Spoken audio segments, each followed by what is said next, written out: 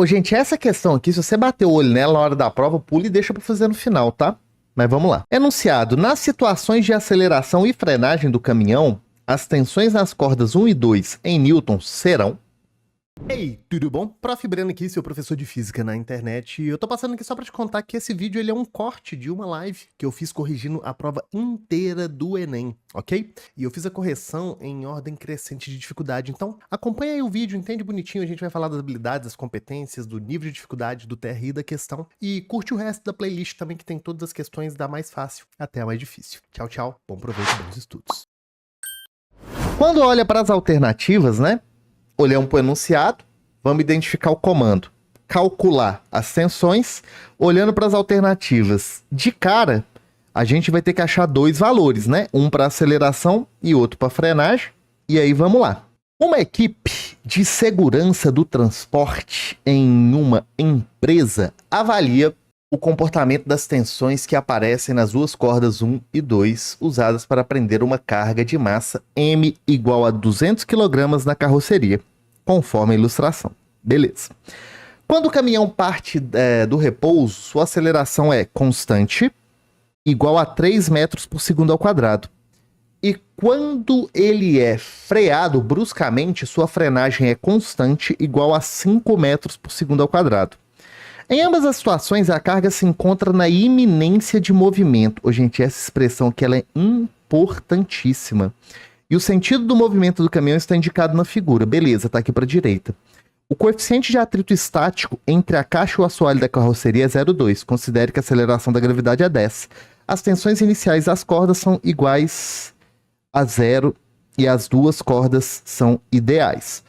Ou seja, inicialmente as cordas não estão esticadas quando os movimentos vão acontecer e, além disso, as cordas são ideais. Então, elas têm massas desprezíveis, tá? Massas desprezíveis. Gente, o que significa, né, essa expressão iminência de movimento, tá? Quando fala iminência de movimento, guarda sempre isso. Tá falando que você está em uma situação de atrito estático máximo.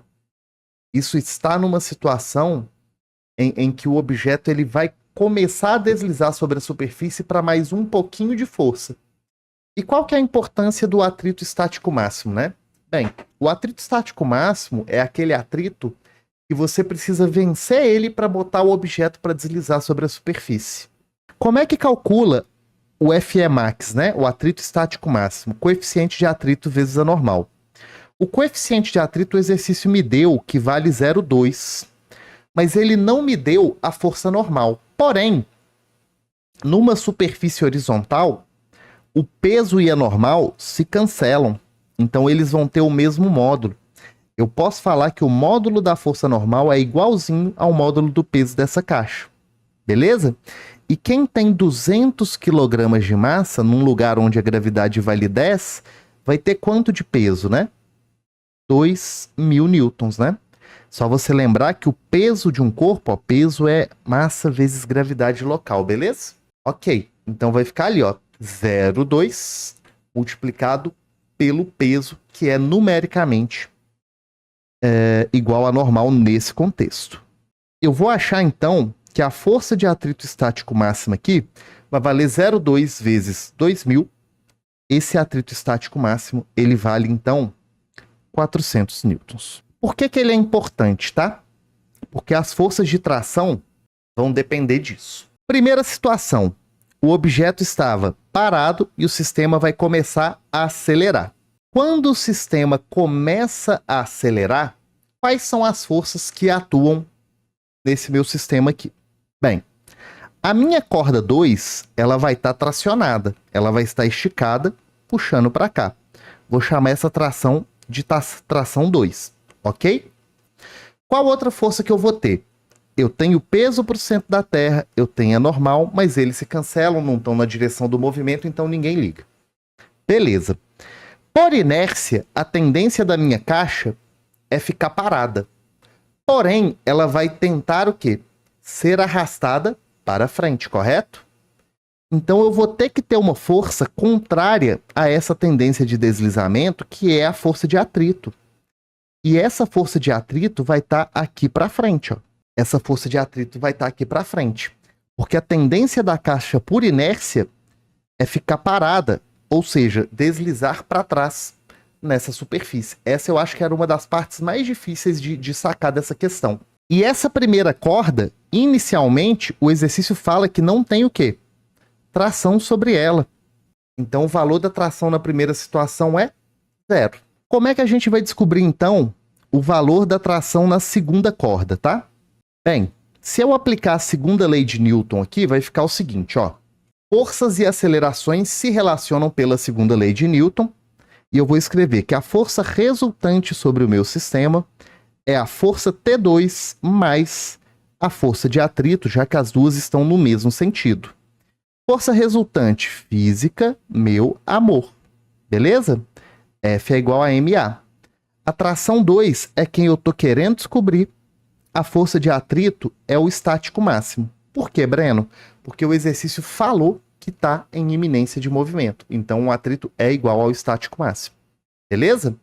A massa da caixa o exercício me deu, que é 200 kg, e a aceleração, neste caso, vale 3, que é quando ele está partindo do repouso. Então, vai ficar 200 vezes 3 é igual a T2 mais 400. A gente acha que a tração 2, nesse caso daqui, vai valer 200 newtons. Né? Vai ficar aqui, ó, 600 menos 400, 200 newtons, tá? Esse é o tipo de questão que, se você fizer essa primeira parte, já tenta ver se dá para eliminar alguma coisa nas alternativas, né? Acelerando, T1 vale 0, T2 vale 200. Tem isso em alguma alternativa? Vamos ver, né?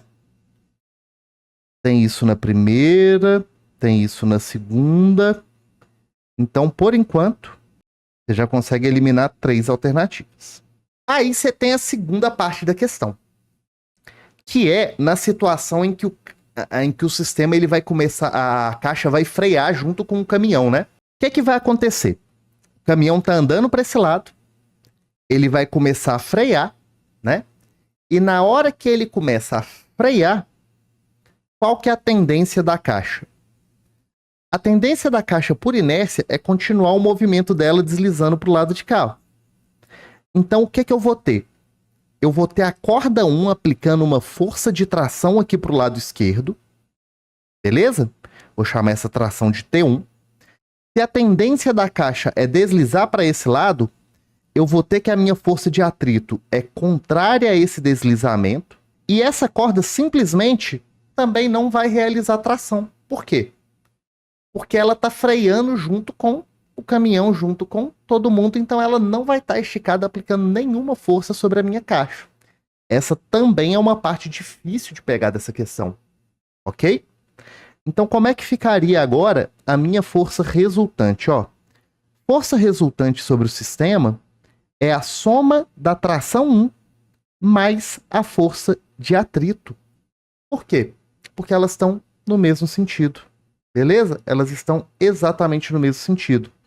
Força resultante é física, meu amor, é massa vezes aceleração. Isso é a tração 1, mais o atrito que vale os mesmos 400 newtons. Por que, Breno, que vale os mesmos 400 newtons? Porque o exercício falou que nas duas situações o atrito é estático máximo, já que está em iminência de movimento. 200 vezes. A aceleração agora muda, né? Para quanto? Para 5. Dados da questão. 2 vezes 5 é igual a T1 mais 400. A gente acha que então, né, que isso aqui vai ficar 1000 menos 400, o T1 vai valer 600 newtons. Essa questão eu acho uma questão bem difícil de resolver. Não é uma questão simples, né? Qual que seria o nosso gabarito então? Gabarito letra A de arrombada essa questão. Beleza? Mas assim, é uma questão legal de treinar, tem um conteúdo de física muito interessante, mas ela é difícil. Leis de Newton, ó, e forças de atrito. Relacionar informações apresentadas em diferentes formas de linguagem e representação usadas nas ciências físicas, químicas ou biológicas, como texto, gráfico, tabela e relações. 655.82. Se você olhar para o TRI dessa questão, ela caiu como um TRI médio, tá? Mas eu classifico ela como uma questão de difícil resolução pra caramba.